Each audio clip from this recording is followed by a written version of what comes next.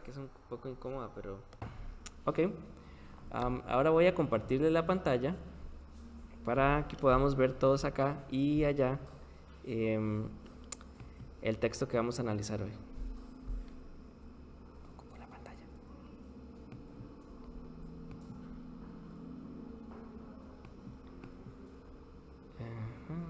Ok, ahora sí, vamos a ver si se puede ver.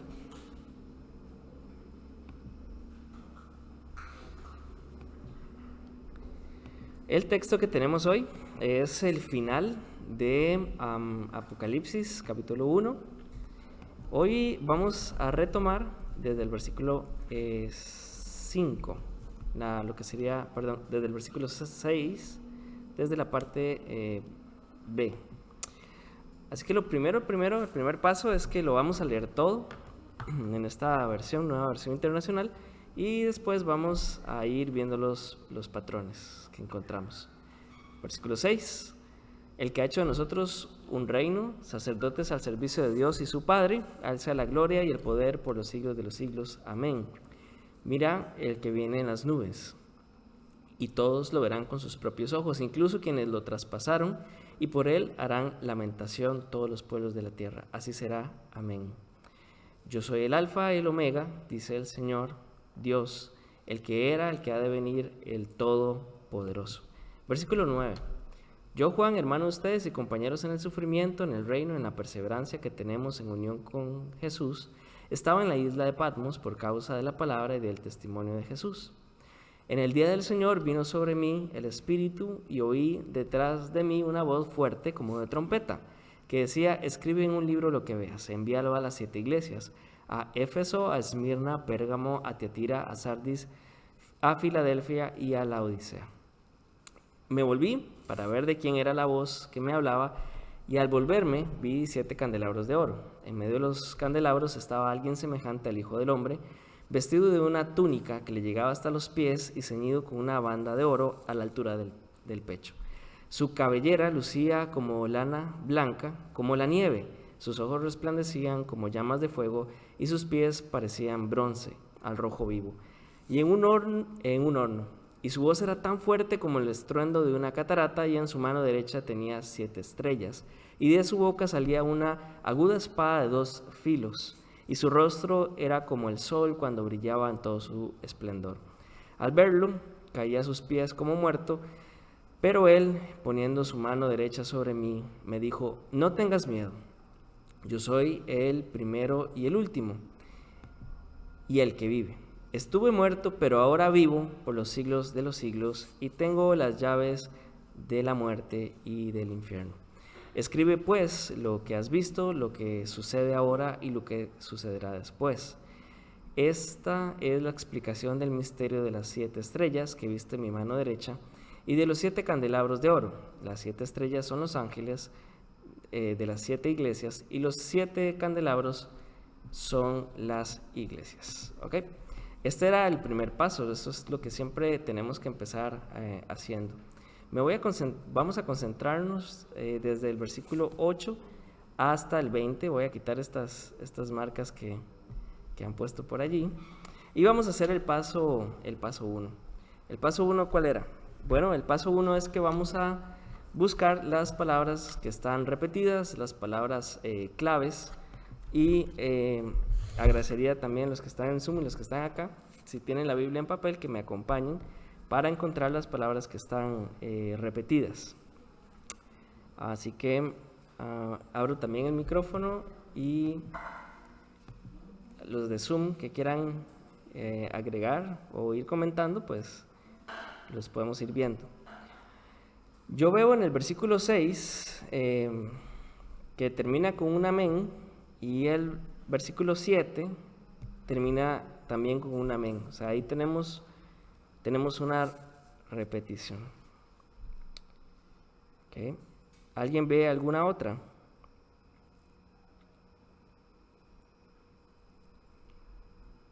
Yo soy. Ok, el versículo 8, yo soy. Este sería con rojo. Y ¿dónde está el otro yo soy? Ahí mismo. En el 11. En el 8 está 2 veces, yo soy. Ajá.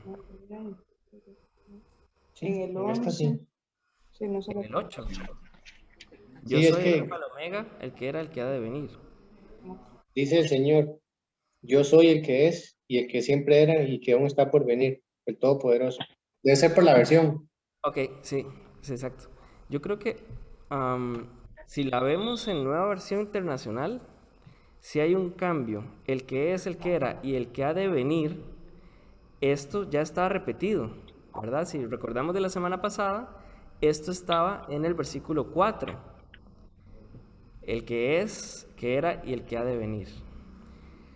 Haciendo un recordatorio, en el versículo 4, ¿a quién nos referíamos?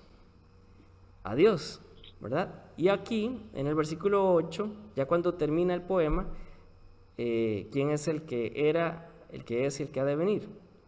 Dios. Entonces, al inicio y al final de este poema canción, el inicio es Cristo y el inicio es Dios y el final es Dios. ¿Verdad? Entonces está expresando, ¿verdad?, el control que él tiene sobre todo lo que va a pasar y cómo no hay nada que pueda cambiar su soberanía. Lo único que agrega es el Todopoderoso, ¿verdad? Ese es como el plus del cierre, por decirlo de alguna forma. ¿Alguien más? Bueno, en el versículo 8, ¿quién habla? Dios. Y aquí en el versículo 9, ¿quién habla? Yo, pero ahora es Juan. ¿Ok? Entonces tenemos dos voces, está la de Dios y ahora está la de Juan. Quiero dirigirme también a la palabra, versículo 9, creo que hay una repetición también, la palabra de Dios y el testimonio de Cristo Jesús. No sé si lo puede, si recuerdan que en el versículo 2, la primera vez que tuvimos el estudio, veíamos en el versículo 2 que estas eran la palabra de Dios y el testimonio de Cristo Jesús. Esta frase ya apareció en el versículo 2. ¿A qué se refiere? Bueno, esto lo vamos a ver en el paso 3, tal vez cuando podamos bombardear el texto. ¿Alguna otra repetición que puedan ver? Hay En una el 7 clave. la palabra todos. En el 7, La palabra todos. ajá, ok, todos y todos. Muy bien, esta es muy buena. El alfa y el omega, El alfa y el el omega, principio y el fin. ajá, en el versículo 8, el alfa y Ujú. el omega, aunque no es El una, 8 y el 11. en el 8 y en el 11. Ujú. Voz también se repite. Ok, vos, Versículo 10. ajá, Luego en el versículo 12, ajá, sí, exacto, muy creo bien. que hay otra más. Eh,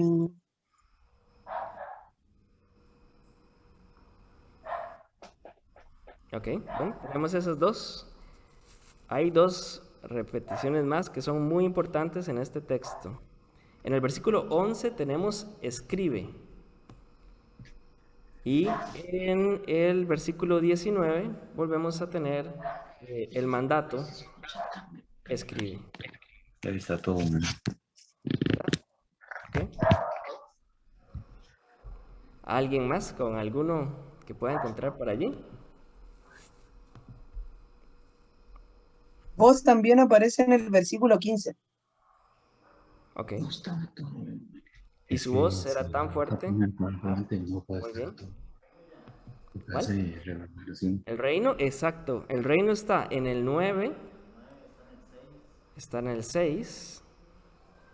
Aquí tenemos en el reino. Y tenemos en el 6. Claro, es parte de lo que el Señor ha hecho ya de nosotros. Muy buena observación. Bienvenidos. Pies también se repite. ¿Cuál? Pies, pies, versículo 13 y Ajá. versículo 17. Ok. Los pies en medio de los candelabros, semejante. Ajá.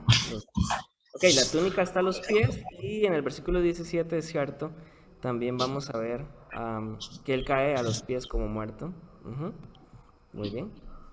Excelente. Ok.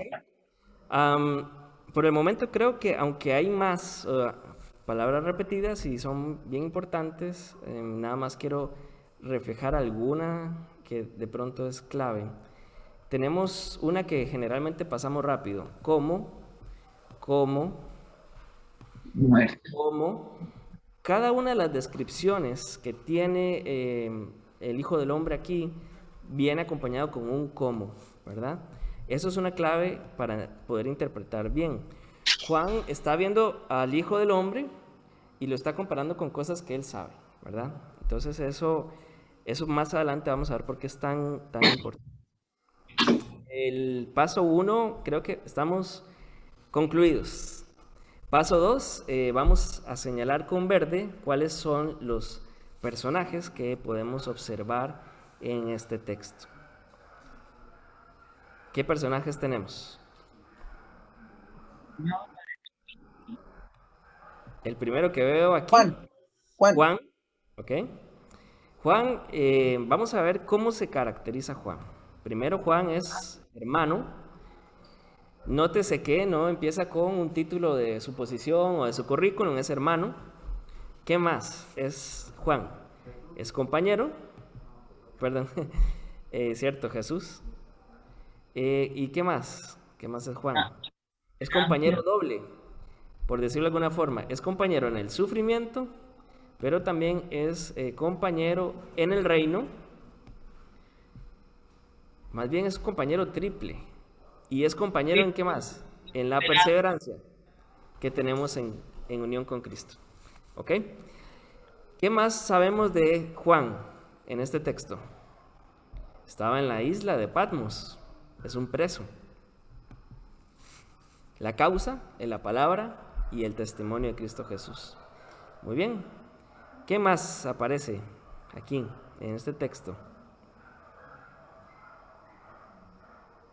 El personaje principal de todo el libro. Esta es la primera visión. Recordamos que en la primera clase estábamos hablando que tenemos una serie de 7 visiones o 7 retratos de Cristo. Así que, ¿cómo se le llama a Cristo en esta primera visión?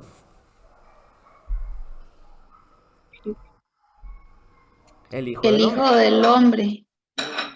Excelente. Perfecto. Ustedes en sus celulares y ustedes en casa también pueden ver que viene una A, ¿verdad? Cuando viene la palabra Hijo del Hombre. ¿Qué significa eso? Significa que Juan está utilizando una figura que viene de Daniel. Para poder interpretar bien el libro de Apocalipsis tenemos que tener en mente cuáles son los libros del Antiguo Testamento y de su cultura que Juan tiene en mente y que él va a reinterpretar.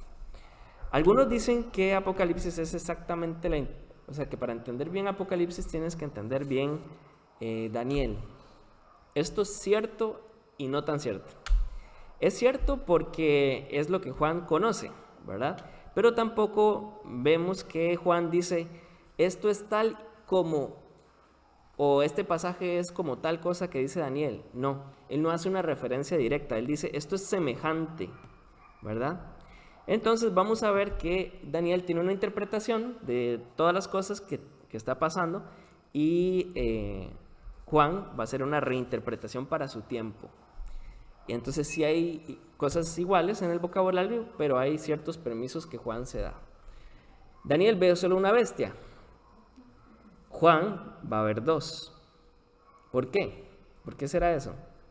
Bueno, porque Daniel tiene en su mente un imperio, que es el enemigo del pueblo del Señor. En cambio, vamos a ver después que Daniel más bien ve 2 grandes peligros y hasta 3 con una trilogía ahí, una trinidad que vamos a ver luego. Perfecto. ¿Qué otro personaje tenemos en este relato? Parece que tenemos también las 7 iglesias, ¿verdad? Que ya habíamos... Exacto. Esto va a ser clave. Las 7 iglesias existieron realmente, literalmente. En el mapa podemos ver que las cartas van a ser mencionadas en el capítulo 2 y 3. Buenas noches. En el capítulo 2 y 3 vamos a ver el mensaje a cada una de ellas y podemos observar también la ruta, era la que se hacía cuando un rey mandaba una carta. Entonces, lo que tenemos en Apocalipsis es la carta al Rey de Reyes para toda su iglesia, ¿verdad? Y bueno, por ahí estamos. No vemos más personajes. Ahora yo quiero que usemos la otra herramienta, la que es ponerle la lupa. Y vamos a ponerle, así como ya le pusimos la lupa de alguna forma a Juan, vamos a poner la lupa sobre el Hijo del Hombre. Ok, entonces primero que nada vamos a ver cómo se vestía. Tenía una túnica que le llegaba hasta los pies. Esa es la primera característica. Y además se nos cuenta que estaba ceñido con una banda de oro. Esta es la segunda cosa que podemos notar en el texto. Al menos de su vestido, ¿verdad? Ok. Ahora sí, ayúdenme ustedes. Voy a poner con verde las cosas que él caracteriza de Cristo. Voy a poner la primera. Cabellera. ¿Qué otra cosa vemos? ¿Qué otra parte del Hijo del Hombre describe Juan? Los ojos, Ok. 2 cosas por el momento. ¿Qué más? Pies. Ok. Pies. 3. su voz, Su voz, exacto. Lo voy a poner aquí en verde rojo también. Las manos, Su mano derecha. Ok. su boca, Perfecto. el rostro, Y su rostro, ¿no? Por ahí estamos. ¿Cuántas partes se describen del Hijo del Hombre? Son 7. Una, dos. Ok. Quiero compartir con ustedes lo que sería un resumen de lo que estamos viendo. Voy a usar la pizarra. Vamos a ver si hoy puedo escribir un poquito más bonito que la vez pasada. Esto va a ser difícil.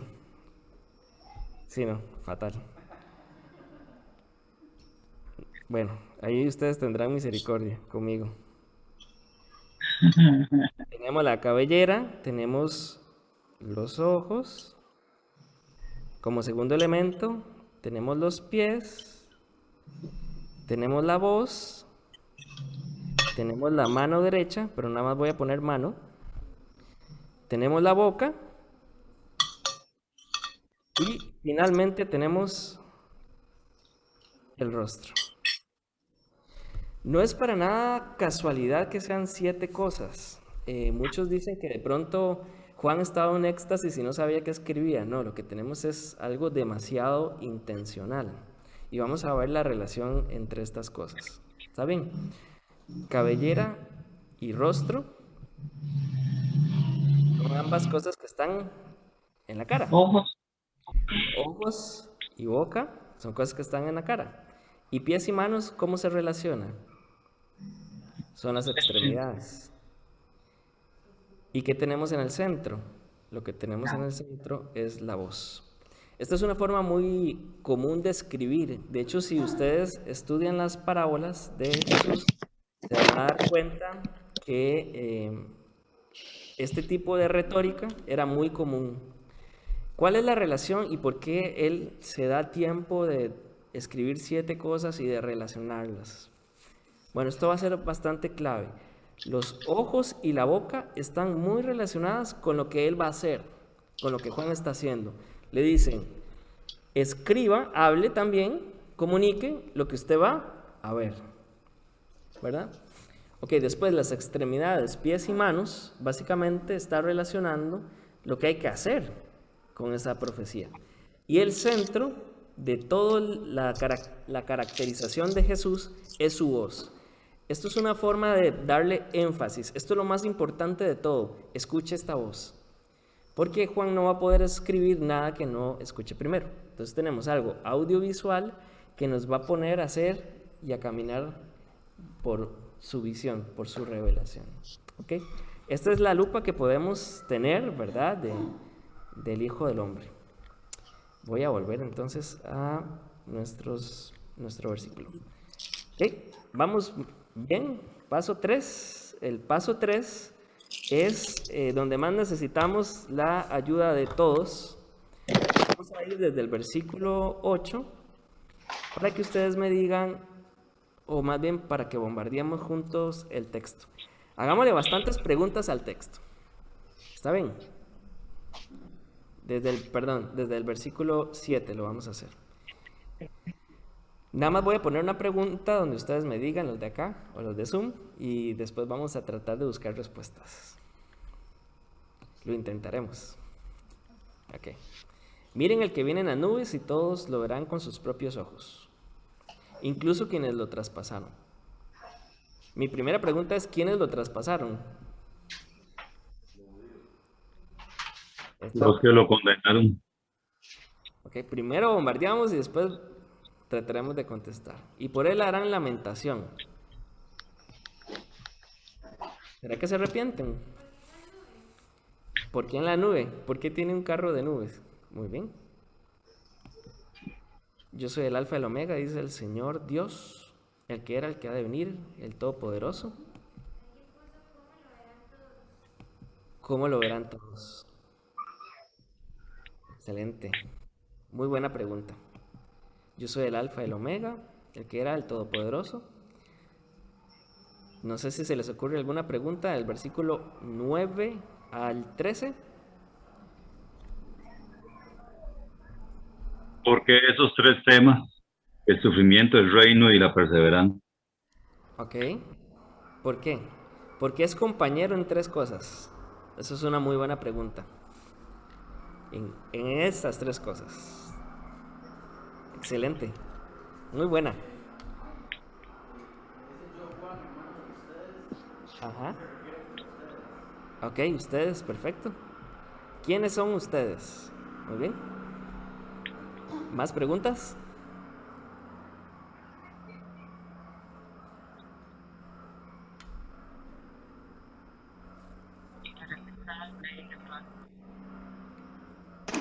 ¿Por qué a las 7 iglesias? Ok, ¿por qué? Muy buena pregunta. ¿Cuál es el día del Señor? Ok, muy buena pregunta. Ahí vamos a ver una polémica. Ok. ¿Alguien más? No sé si lo mencionó, pero ¿por qué estaba en la isla de Patmos? Ok, esta es buena. Vamos. Acá en el salón están preguntando por qué la isla de Patmos, así que ahí la pusimos. Vamos a tratar de dar respuesta también. ¿Alguien más? ¿Cómo eran los candelabros? ¿O por qué candelabros? ¿Y por qué 7? Estaban esos candelabros. ¿Por qué? Esa es muy buena pregunta. Ok, del versículo 13 al 16, ¿más preguntas? Exacto, por qué una túnica? ¿Y por qué una banda de oro? Excelente, muy buenas preguntas. ¿Alguien más? ¿Por qué estaba en medio de los candelabros? Ok, ¿por qué está en medio? ¿Por qué?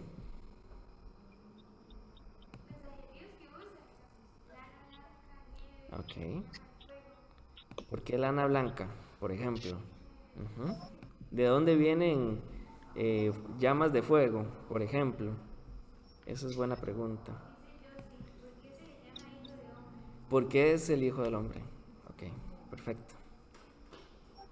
Muy bien, entre más preguntas, de seguro vamos a aprovechar más el texto. Pies de bronce, ¿qué es eso? Okay. ¿Por qué tenía que qué? Ok. ¿Por qué tenía que gritar? ¿Por qué? Porque solo menciona con la mano derecha. ¿Por qué solo la mano derecha? Esa es muy buena. ¿Por qué el 7? Ok. Muy buena pregunta también. ¿Por qué salía de su boca una espada de 2 filos? ¿Por qué tenía una espada? Esta es muy buena también.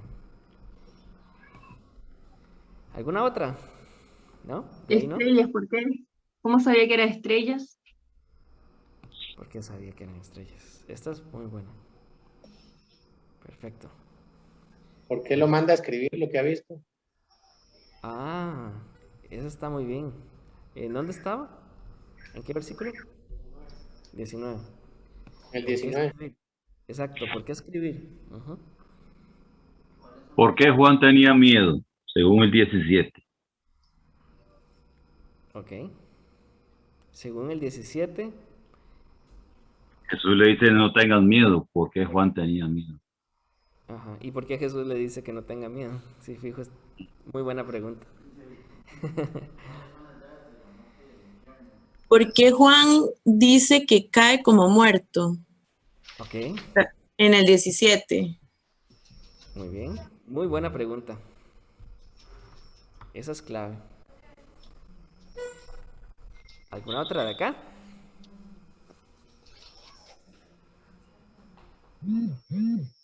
Una pregunta, pero del versículo 13, que avanzó y no alcancé a preguntarla. ¿Por qué dice en medio de cierto de los candelabros estaba alguien semejante al Hijo? O sea, ¿no lo reconoció? Porque dice estaba alguien semejante al Hijo del Hombre. Porque él tiene que decir semejante. Ajá. Muy buena. Ok. Muy bien. Lo que sucede ahora y lo que sucederá después. ¿A qué se refiere? Muy bien. ¿Alguna otra? Entre más bombardeemos, mejor. Más jugo. ¿Quién tenía las llaves de la muerte y del infierno? Ah, bueno, ya está. Ok. Sí, esa la puse aquí con B. Sí. Muy bien. ¿Por qué el 7 como número de referencia en el 20? ¿Por qué 7? Ajá. ¿Por qué tanto 7 por todo lado? Muy buena.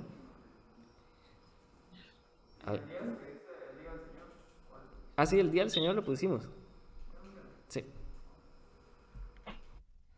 Esta es muy buena. ¿Alguna otra?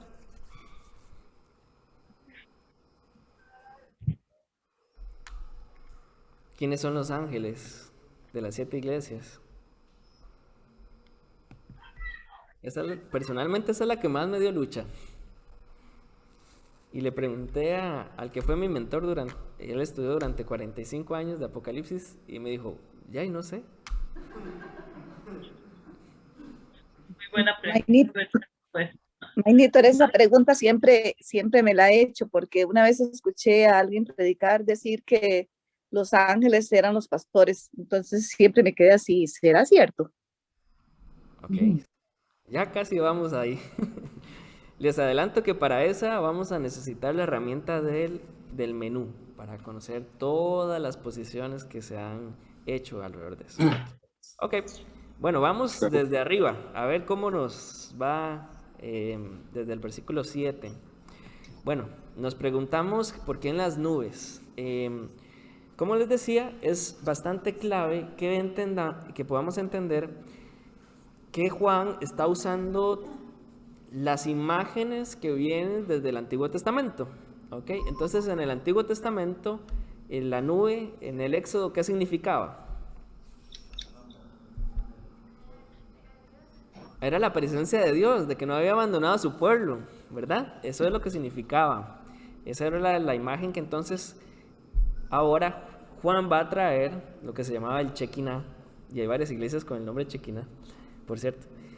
Y entonces ahora quiere mostrar que la misma presencia de Dios viene en la figura de esta persona, ¿verdad? Por eso es que se transporta en las nubes. Todos lo verán con sus propios ojos. ¿Cómo se van a ver? ¿Cómo lo vamos a ver?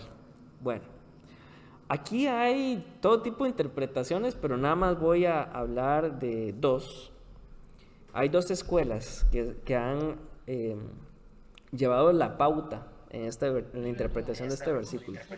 Están los futuristas, ¿verdad? Los que dicen que esto definitivamente tiene que ser por medio de Facebook, Facebook Live o algo así, que va a ser por tele y que lo vamos a ver todos por tele. Que está en la nube, sí, en iCloud. Pues el problema es que inclusive los que los traspasaron fue el Imperio Romano. Entonces tendríamos que enseñarle a los romanos a usar la nube. Así que parece ser que no, porque Juan está hablando de cosas de su propio tiempo. Habla de caballos, habla de ruedas, habla de trompetas, son cosas de su tiempo. Entonces, esta visión futurista, esta interpretación futurista está un poco descabellada. Algunos otros hablan que más bien esto se refería a la caída del Imperio Romano. Todos van a ver esto. Pero el tema es que cuando cayó el imperio, Cristo no se vio en las nubes. Así que los misterios alrededor del versículo 7 podrían resumirse de la siguiente forma. Todos lo vamos a ver, esto es más que claro, vivos o muertos.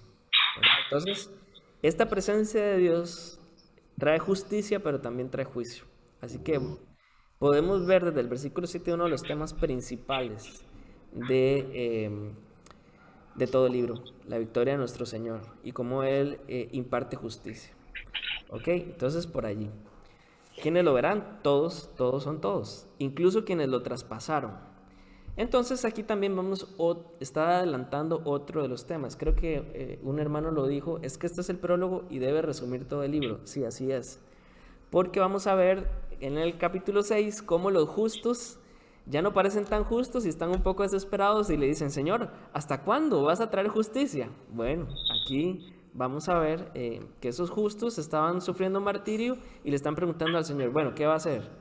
Entonces aquí es claro que la justicia viene de nuestro Señor. Y por Él harán lamentación.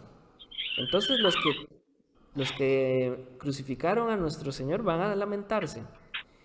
Bueno, lamentación solo aparece esta palabra en todo el libro. No significa que todos se van a arrepentir.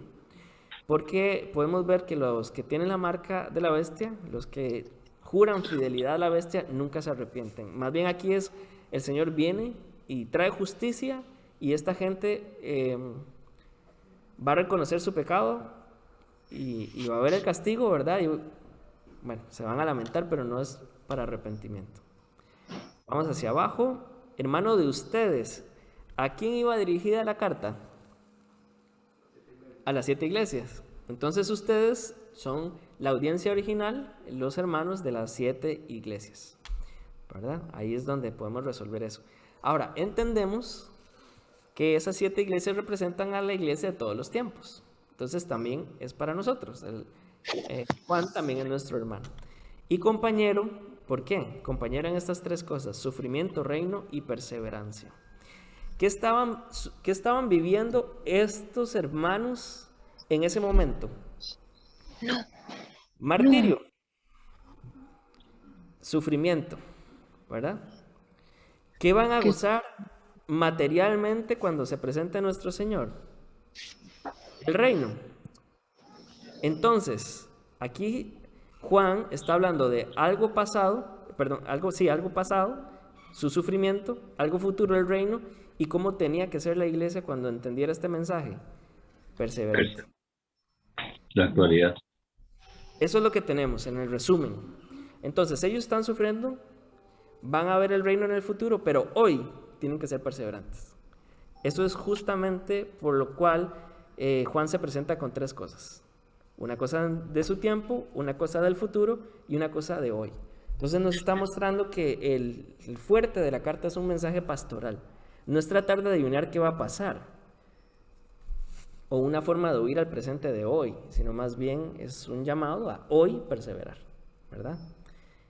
¿Por qué estaban en la isla de Patmos? Bueno, esta era una muy buena pregunta. Ahí teníamos los presos políticos, entonces él está en la isla de Patmos por la misericordia del sistema. Alguien mayor pues no fue juzgado para muerte, sino que fue enviado a esta prisión porque era bastante problemático, nuestro amigo Juan.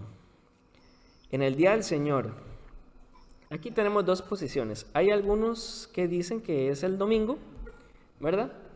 Y otros dicen que más bien es el día del Señor es el día del regreso de nuestro Señor.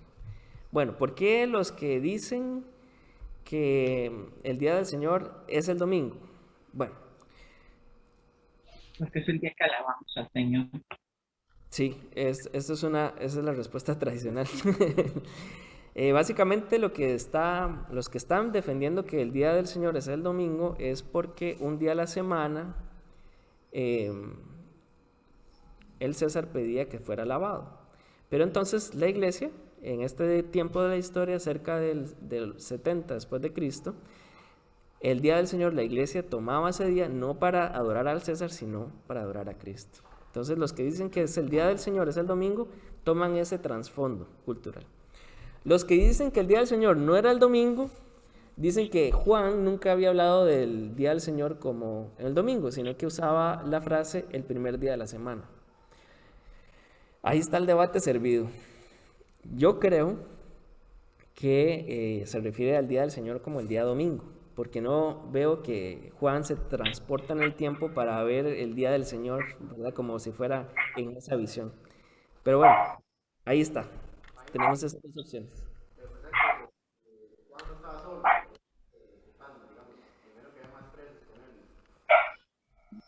Este es un tema. Habían más presos, ¿verdad? Pero él está en su propia celda. Entonces, como es un preso político religioso, muy subversivo, él no tiene reunión con nadie más, ¿verdad? Eso sí podríamos verlo. Bueno, ¿por qué 7 iglesias? Estas 7 iglesias representan habían mucho más, habían como 49 iglesias en Asia Menor, pero ¿por qué estas 7? Bueno, parece ser que hay varias explicaciones. Una es que Juan pastoreó personalmente a estas iglesias y Dios lo inquieta como pastor a hablar de estas 7 iglesias que van a reflejar la condición de todas las iglesias de todos los tiempos. Esa es una. 2. Dicen que puede ser porque estas 7 iglesias son las iglesias más estratégicas, o sea, que eran las de más importancia. Los que dicen eso pues tienen como en su mente a la iglesia de Éfeso y de la Odisea, que eran iglesias muy grandes, pero no tenemos evidencia de que Sardis llegó a ser una iglesia muy fuerte. Entonces, parece ser que la mejor solución es decir que fueron las iglesias que el Señor creía que pueden representar sus virtudes, las virtudes y los defectos de la iglesia de Cristo de todos los tiempos. ¿Por qué 7 candelabros? Esta era otra pregunta. Los candelabros eran las cosas más preciosas ¿de dónde? Del templo, ¿verdad? Entonces lo que parece que tenemos en esta escena es que Juan vuelve a ver hacia atrás a buscar a una persona y en lugar de una persona ve 7 candelabros. ¿Cuál era la función del candelabro en el templo? Alumbrar. No hay que hacer muchas suposiciones. Estos 7 candelabros, como nos dice el versículo final de este capítulo, son las 7 iglesias. Esto quiere reflejar que el candelabro, al igual que la iglesia, no tiene luz propia, sino que más bien refleja la luz. Así que por eso es que vamos a ver 7 mensajes muy atinados para que la iglesia pueda resplandecer y pueda reflejar la gloria de Cristo. Pero ¿por qué 7 candelabros? Parece ser que esta primera visión de Jesús es la de ese sumo sacerdote, ya no de un templo hecho con las manos, sino que más bien compuesta por los santos, ¿verdad? Y en medio de los candelabros, ¿por qué Cristo está en medio de los candelabros? ¿Por qué ustedes creen que es esto? Bueno, es más que obvio que el centro de toda la iglesia es Cristo. Es así de fácil y sencillo. Entonces, Él está allí en el centro, gobierna todo, ¿verdad? Todas las luces, todos los focos están sobre Cristo. ¿Por qué dice alguien semejante? Bueno, dice alguien semejante porque es cierto que Juan está reinterpretando a Daniel, ¿verdad? Pero vamos a ver que hay características. Daniel ve 2 personajes, el Hijo del Hombre y el Anciano de Días. El Anciano de Días es una alusión a Dios y el Hijo del Hombre es una alusión al Mesías. Pero lo que vamos a ver aquí es que Juan ve como que sí es el Hijo del Hombre, es el Mesías, pero tiene características de Dios. Entonces por eso usa la palabra semejante, o sea, se parece al Hijo del Hombre, pero además tiene características del anciano de días, de Dios mismo. ¿Ok? Eso por allí. ¿Por qué el Hijo del Hombre? Pues porque está reinterpretando, aquí viene la A, Daniel 7:13. ¿Sí? ¿Todos claros? Vestía una túnica que llegaba hasta los pies. ¿Quiénes tenían históricamente una túnica en ese tiempo? ¿Los qué? Ok. ¿Los qué? Los mayores. Claro, casi. Los reyes, muy bien. Aquí acaban de decir que los que tenían túnicas que llegaban hasta los pies eran los reyes, los señores de las tierras, ¿verdad? Entonces acá lo que podemos ver es que en medio de la iglesia, de estos 7 candelabros, vemos a alguien vestido como rey, ¿verdad? ¿Y quiénes eran los que tenían bandas de oro? Vamos a ver en el chat, tal vez alguien contesta por allí. No. ¿Los reyes? Los reyes, no. Los sacerdotes. Muy bien. Lo dijeron simultáneamente en Zoom y acá. Exacto. Entonces lo que tenemos acá es una imagen de alguien que es rey y alguien que es sacerdote. Entonces, si tenemos 7 candelabros, pero son las iglesias en este nuevo templo, ocupamos un sumo sacerdote. ¿Y quién es? Jesús. La primera visión que tenemos de Cristo es que Él es rey y sacerdote. Ahora sí, desde el versículo 14 vemos varias preguntas. ¿Está bien? Entonces, su cabellera lucía como lana blanca. ¿Por qué lana blanca? Bueno, de hecho la cabellera se menciona con 2 como lana blanca y como que tampoco lo convenció mucho, entonces también dice como la nieve, o sea, era muy blanca. ¿Por qué se describe a Jesús con esto? Es clave porque cuando Daniel está hablando del anciano de días, su pelo blanco, entonces está diciendo, desde la cabeza parece Dios, ¿verdad? Sus ojos resplandecían como llamas de fuego.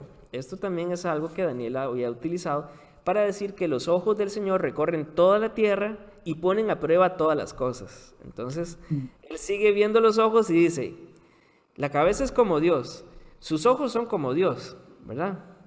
Sus pies parecían bronce al rojo vivo en un horno. Ok, ¿por qué este 15?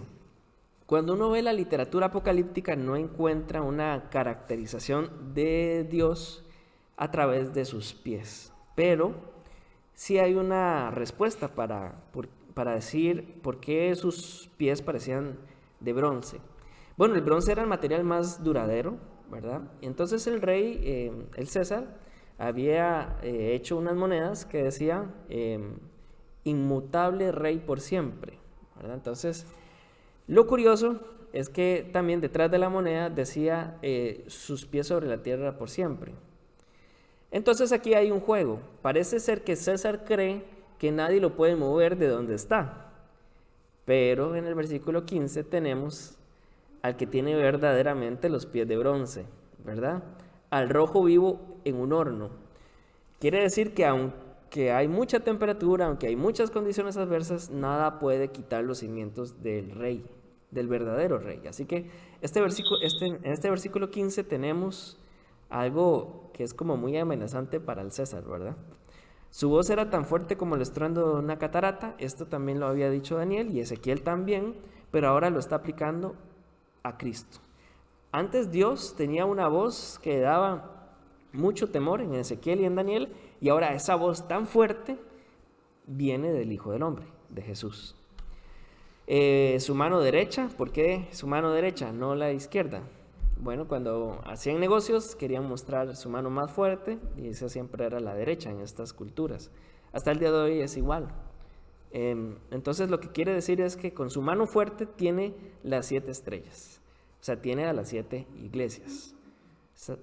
Hasta ahí vamos bien. Nada puede quitar esas estrellas de la mano del que las tiene, del Hijo del Hombre. Esto es sumamente importante porque es uno de los temas más claros del libro de Apocalipsis. Ni la bestia que viene del agua, ni la bestia que viene de la tierra, ni Babilonia, ni los sellos, ni las copas, nadie puede quitar de la mano derecha a la iglesia. Cristo la tiene. O sea, nada puede vencer Porque nada puede vencer a la iglesia porque Cristo la tiene de la mano. Eso es uno de los temas principales. Y su boca salía una espada de 2 filos, también es una visión de Daniel. Quiere decir que tiene 2 propósitos. Su palabra tiene el propósito de animar y también su palabra tiene el propósito de juzgar. Así que esto también nos está explicando desde el inicio todo lo que va a hacer Cristo, ¿verdad? Su rostro era como el sol cuando brilla en todo su esplendor. Eso también viene de Daniel. La pregunta en el 17 es ¿por qué caía a sus pies como muerto? Juan está hablando de sí mismo como lo que hacían los profetas cuando tenían una revelación y podían ver algún destello de Dios. Todos reaccionaron igual, caían como muertos. No fue ese típico saludo oriental, sino que al ver a Dios mismo, el hombre cae descompuesto, ¿verdad? Imagínense cuántos años han pasado desde que Juan vio a Jesús. Entonces seguramente no pensó verlo más. Así que como ve a Dios, cae muerto del susto. Y volvemos a ver algo muy importante que antes no lo vimos. Se repite la mano derecha. Entonces, la misma mano derecha que sostiene a la iglesia es la misma mano que sostiene a su profeta, a Juan. Y le dice la frase que Jesús más dijo en vida: no tengas miedo. Y esto es uno de los principales temas de todo el libro de Apocalipsis. El libro de Apocalipsis nació para que no tengamos miedo. ¿Ven cómo la tradición ha hecho que el libro que debería quitarnos miedo parece ser como que ha sido usado para meternos miedo? ¿Verdad? Eso es lo paradójico de este libro. La intención más bien era animarnos. ¿Y por qué no tenía miedo? ¿Por qué no debía tener miedo? Ahora sí vamos a ver por qué. Porque Él es el primero y el último. Quiere decir que todas las cosas giran alrededor de Él. No debemos tener miedo porque Él vive, ¿verdad? Es cierto, estuvo muerto, pero ahora vive por los siglos de los siglos. Y además tiene las llaves de la muerte y del infierno. Hay una nota aquí en B que dice Hades. Es la traducción literal. Entonces, ¿cuántas razones le da el Hijo del Hombre a Juan para que no tenga miedo? ¿Cuántas razones le da? Tenemos 3. Es el primero y el último. O sea, todas las cosas fueron creadas por y para Él y Él sostiene todas las cosas. 2. Venció la muerte, ¿verdad? Y 3. ¿Venció a quién? Al infierno. ¿Qué es lo peor que podía pasar en el libro de Apocalipsis? Que el Señor no hiciera una de estas 3 cosas. Porque si Él está muerto, ¿cómo nos va a librar de la muerte? ¿Verdad? Si Él no tiene la llave del infierno, entonces la bestia anda suelta y nos puede demoler, ¿verdad? Y si Él no es el primero y el último, cualquier cosa se puede salir fuera de control. Por eso es que le dice a Juan: no tenga miedo por estas 3 razones. Nada se mueve sin que yo no diga. Yo estoy vivo, vencí a la muerte, y no se preocupe del infierno porque yo tengo las llaves. Ok, ahora sí podemos seguir. Vamos bien. El versículo 19 dice: escribe. ¿Por qué? Porque este mensaje era tan importante que si Juan no atiende el versículo 19, no tendríamos nada acá para analizar. Entonces, gracias a Dios, escribió, porque este es el gran legado. Entonces, él va a escribir todo lo que ha visto, lo que sucede ahora y lo que sucederá después. Entonces quiero detenerme acá por un momento para hablarles de los 2 extremos de la interpretación. Está el extremo futurista y está la escuela preterista. La escuela preterista dice que ya todo es pretérito, ya todo pasó, ¿verdad? Todo pasó cuando se destruye el templo. Y está la escuela futurista, que es como la más popular. Todo va a pasar.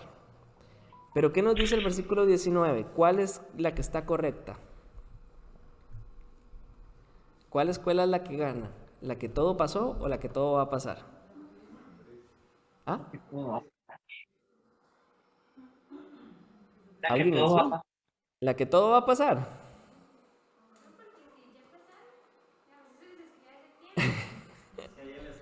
Aquí en el salón hay polémica. Ok.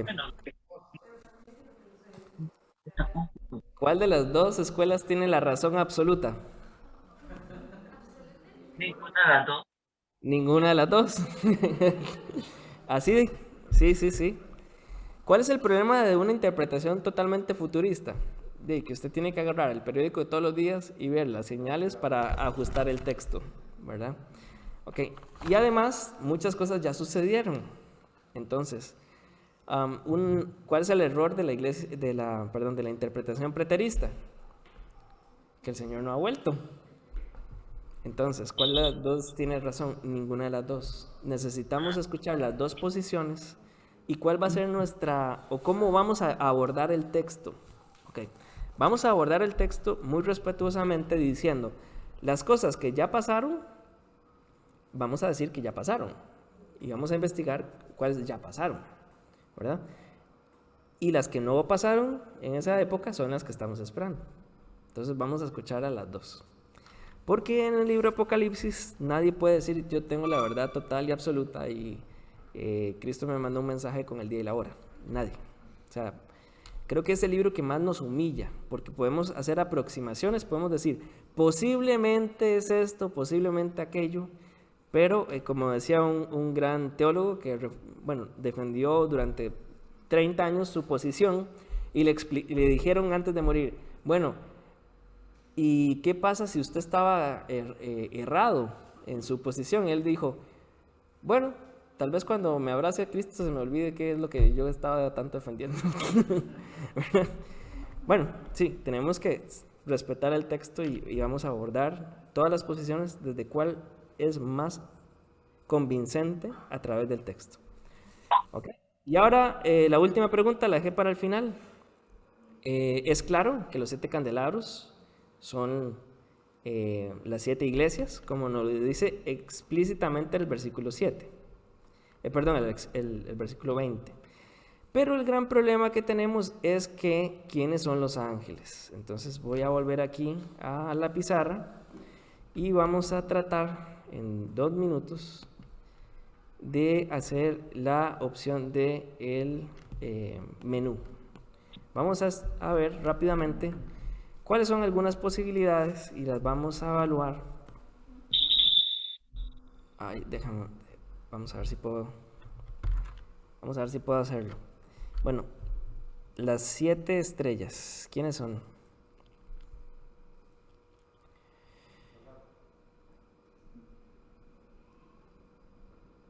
Ok, voy a tratar de escribirlo aquí. Ay, no quiso coger el lápiz. Tan nervioso estaré. A ver, las 7 estrellas. Ok, nada más me leyó una. Primera de esas posibilidades. Decía la hermana Marlene que puede ser los pastores.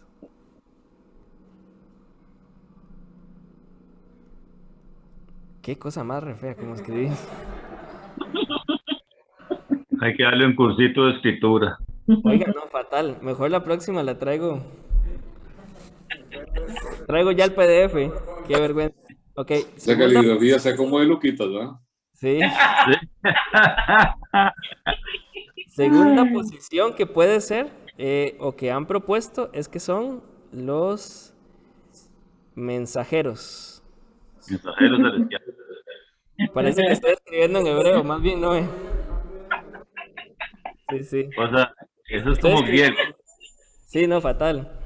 El tercero es que pueden ser ángeles, como ángeles de la guardia, algo así.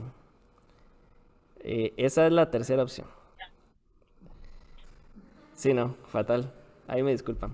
Lo cuarto es que dice que más bien puede ser la personalidad de la iglesia. Vamos a ver por qué. No sé por qué. La personalidad, los mensajeros, ángeles, pastores. Y la personalidad de la iglesia, o el espíritu de cada iglesia. El carácter de cada iglesia. Ok. Vamos a ver primero la opción número 1, pastores. Ok, tenemos... Tenemos dos retos con esta. Primero, Obviamente. el primer reto, o históricamente el primer desafío que tiene esta posición, es que no todas las iglesias, las 7 iglesias históricas tuvieron pastores. De hecho, Juan era pastor de Éfeso y ahora está en la cárcel. Así que Juan no le puede escribir a Juan. Ese es el primer reto histórico. El segundo desafío es que la organización de liderazgo no era pastoral, sino que era de ancianos. Exacto. Entonces, parece ser que estas dos razones nos hacen pensar que no podrían ser los pastores. O no, por esas dos cosas está difícil. La tercera cosa que vamos a ver en las cartas es que en 5 cartas se le dice que se arrepientan, ¿verdad? Entonces es a toda la iglesia, no solo al pastor. El pastor no tiene la culpa de los pecados de toda la iglesia. Entonces parece ser que pastores nos queda corto en estas 3 cosas. La segunda opción, mensajeros, es que existe la posibilidad de que Juan hiciera 7 copias, se la diera a 7 personas y cada copia fuera a cada iglesia. Entonces, en ese caso, esos 7 ángeles serían los 7 mensajeros. El problema es que históricamente es difícil que Juan escribiera 7 copias. Entonces, está ahí el desafío está servido. Ángeles guardianes, como algo que nos decía el libro de Daniel, puede ser, pero no tenemos ningún ejemplo en toda la Biblia que Dios llame a los ángeles a arrepentirse. Entonces, como vamos a ver después, en 5 ocasiones la iglesia se molestaba para arrepentimiento. Así que hay una cuarta opción que dice que puede ser la personalidad de la iglesia, o sea, el espíritu de la iglesia, como una representación material de lo que es en el cielo. Esta opción podría ser, pero en la literatura apocalíptica no tenemos una referencia a algo así. Entonces, la controversia está servida. No hay una respuesta que uno pueda decir estoy 99.9% seguro. Ahora, si ustedes me preguntan a mí cuál me gusta más, me parece que es la última. Pero les escucho a ustedes qué piensan.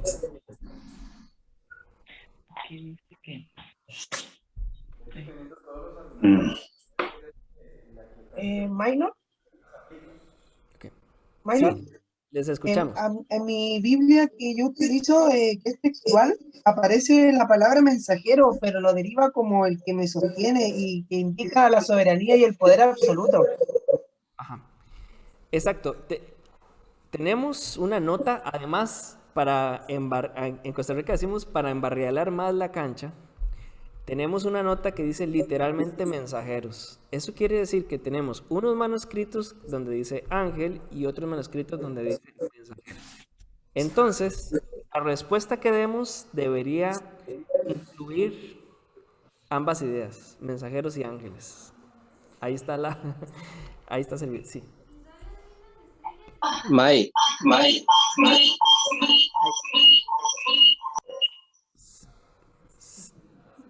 Diego, lo escuché así como de ultratumba. Sí, perdón. Yo estoy con el teléfono. ¿Y por qué no cabe la posibilidad que fuera que Juan escribió los 7 escritos para 7 mensajeros diferentes?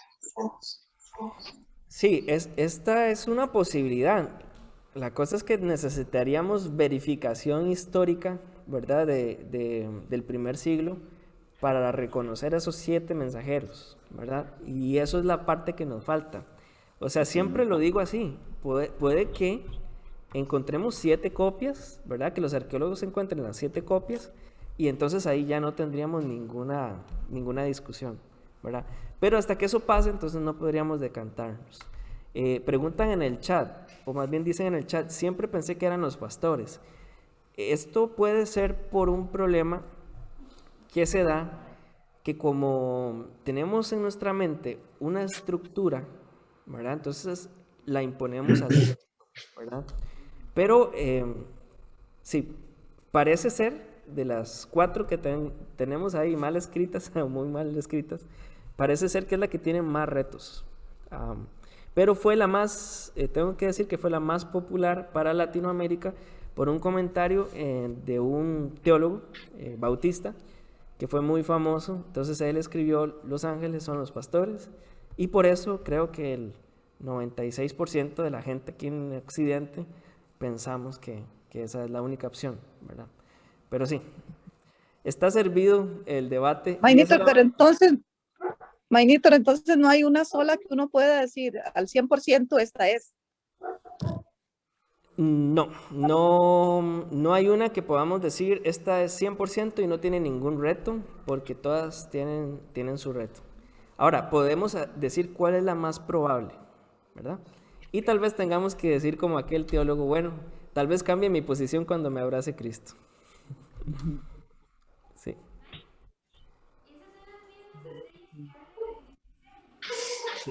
Sí, esas son las mismas estrellas que se mencionan en el 16. Manitos. Bueno, sí, ahora sí, comentarios finales y varios. Vos mencionaste hace un ratito que podría ser la personificación del espíritu que prevalecía sobre cada iglesia, porque el Señor más adelante confronta a cada iglesia con respecto a alguna circunstancia que cada una estaba viviendo de forma diferente. O sea, cada una tenía una personificación del espíritu diferente. No apuntará a eso, a ese espíritu que prevalecía y que personificaba a cada iglesia. Sí, eso puede ser una solución, ¿verdad? Pero sí, tiene también su reto porque no encontramos algo así ni en los textos bíblicos apocalípticos, ni tampoco en la literatura entre el Antiguo y el Nuevo Testamento. Digamos, esto sería algo que solo Juan hace, ¿verdad? Ahora, tampoco tendríamos que preocuparnos mucho porque Juan va a hacer cosas muy innovadoras en los capítulos que vamos a ver más adelante, pero sí, la polémica está servida nada más en el capítulo 1. Imagínense lo que nos va a esperar adelante. Sí. Creo que el énfasis está, para mí, la cuarta solución sería que el Señor no solamente gobierna todas las cosas que pasan aquí en la tierra, sino también las que pasan en el cielo. Así que creo que el énfasis, esta es la clave, creo que para interpretar todo el libro de Apocalipsis. Hay ciertas claves que con el tiempo hemos perdido o son difíciles de hallar, pero las ideas principales, esas sí podemos interpretar fácilmente. Y creo que en el versículo 19 al 20 lo que quiere dejar bastante claro es que en esta visión Cristo está en medio de sus iglesias acá en la tierra, pero también en el cielo. Entonces vemos su soberanía y su gobierno total y absoluto, ¿verdad? Entonces, esta última interpretación de que es el espíritu de la iglesia nos mostraría que no hay nada ni en el cielo ni en la tierra que esté fuera de su dominio y Él está en el centro de todas las cosas. Entonces sí. Sí, también, perdona, Maestro. Hay una expresión que dice, por ejemplo, cuando se refiere a cosas que podemos hacer a una persona, a un hermano, y hay un llamado de atención porque su ángel está pendiente, dice, su ángel está vigilante. Incluso algunos le han dado por llamarle el ángel de la guarda de cada persona.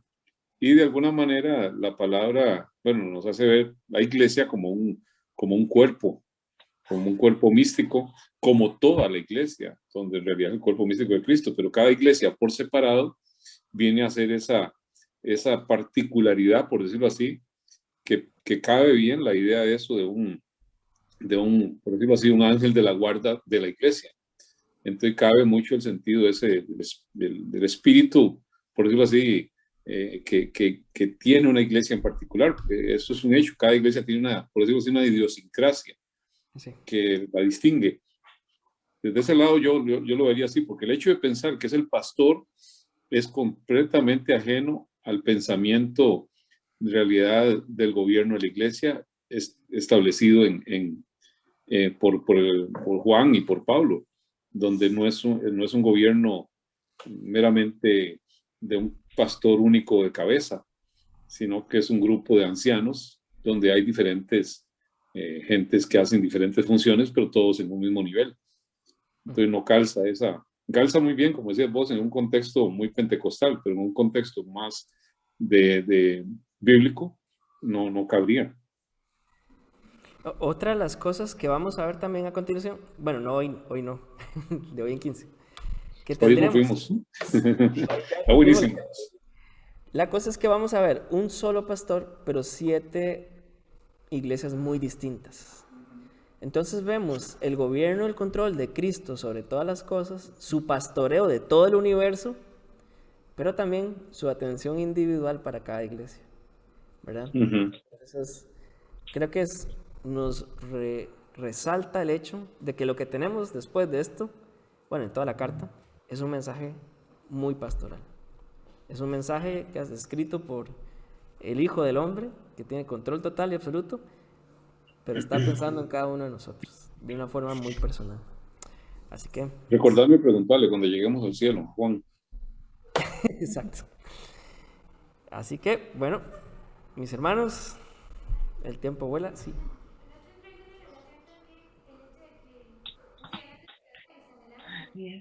Ajá.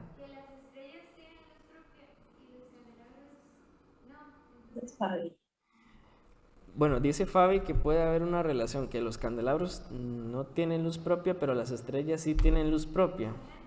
Entonces sería como ejemplificando una doble realidad de la iglesia. No tenemos luz propia, pero la luz que tenemos es sobrenatural en Cristo. Bueno, se vale. Voy a tener que apuntarle aquí. Quinta posición, la de Fabi. Sí, esta es de Fabi. Yo, sí, me llama mucho la atención, la verdad, voy a... Está buena, Fabi. Sí, es la escuela fabista. Pero algo que vemos también aquí, aprovechando el comentario de Fabi, es que muchos ojos sobre el texto mejoran nuestra comprensión.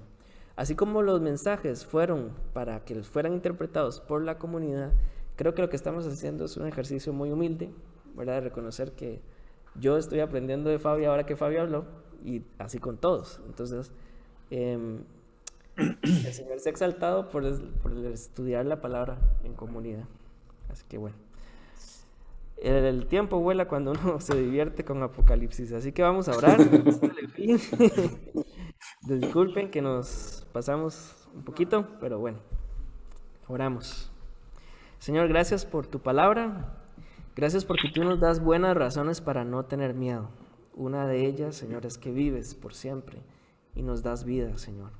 La otra es que gobiernas sobre toda la historia. Todo se sostiene en Cristo Jesús, que está en el medio de sus iglesias, acá en la tierra como en el cielo.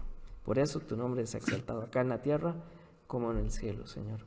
Y también, Padre Celestial, nos dejas ver que tú tienes control total sobre el enemigo. Gracias, porque podemos disfrutar de estas 3 cosas que nos quitan el temor. Y permítenos, Señor, seguir estudiando tu palabra juntos, Señor, y rogamos, Señor, que todo pueda ser para la alabanza y gloria de tu nombre. En el nombre de nuestro Señor Jesucristo. Amén. Amén.